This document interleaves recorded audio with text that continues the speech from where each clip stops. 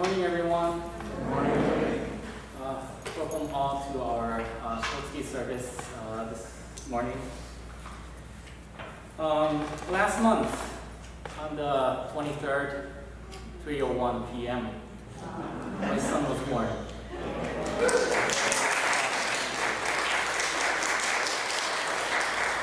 He was 6 pounds and 14 ounces and 19 inches long. We named him Daichi. It's a Japanese name. It's shown in 2 Japanese characters. So that Dai means vast or great, and the Chi means to gallop, to run. So the character, the Japanese character of Chi, is a picture of a horse. So Daichi actually means a great horse running free on the vast plain. So that's kind of the image, the horse running freely. It was a truly amazing experience, seeing my son being born. And Yukari, my wife, did a wonderful thing. I really appreciate. And I also want to thank everyone for their good wishes and support. And everyone gave me advice. And the most common one is, well, you won't get much sleep. And since everyone was saying that to me, and I was like, okay. I didn't take it seriously. Boy, it is true. I can't sleep. I just slept 2 hours last night, and the previous night it was like 4 hours.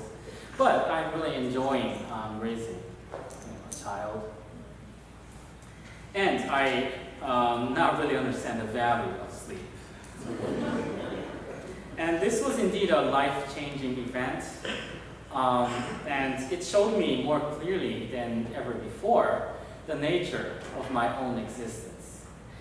And actually, I think this is what the Buddhist concept of ku or sunyata, or in English emptiness, meant to teach. So the ku is an idea that we, each and every one of us, exist only because all the innumerable interconnections. And without those interconnections, there is no me, there is no self. So ku is kind of a warning against being overly self-centered, me.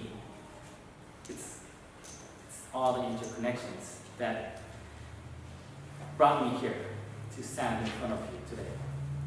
So the ku, the point is to see the self in others, this self in others. And I have never understood this more clearly than when I looked at the face of my son. In Shin Buddhism, we often use the metaphor of an ocean. So we all live within the universal truth, that is that all is impermanence and we are all interconnected. This universal truth was not created by a supreme being, but this is just how things are. This is how it is. It's all impermanent and we are all interconnected. However, Siddhartha, the founder of Buddhism, taught us that we tend to live against that universal truth by relying on our attachments or refusing to accept everything and everyone as a piece of our interconnections. And this is how we create our own stress and suffering, and this is how we become really narrow, become self-centered. And also this is why Siddhartha revealed the wisdom of the Buddha of infinite life and light, to make us realize how we live against the universal truth. So, in the metaphor of the ocean is the universal truth. which in this case might also be understood as the concept of Pure Land, enlightenment, or nirvana. We are like a wave on the ocean, and the wave is the individual life. It is where our individuality is. So I'm the wave, This is the individuality. The waves run across the ocean, but only a certain amount of time.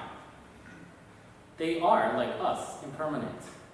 Eventually, they will hit the shore.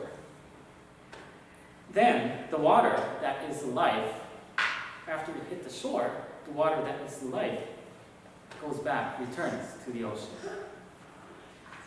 Now, some people may think that, okay, I'm the wave, I hit the shore, I go back to the ocean. And the ocean remains, but what good does that do me? Actually, this was a question that I received. It's like, what is my benefit, going back to the ocean? But actually, this is what I mean to live against the universal truth. This is, it is to live against the very idea of interconnection. So you may be gone, we may be gone, every one of us, we may be gone, but not all those you are connected to. So one day, I may be gone, but my son will be here. So the universal truth teaches us that it is not about me, it is not me, it's not you. It's we. It's about all of us. That's interconnections.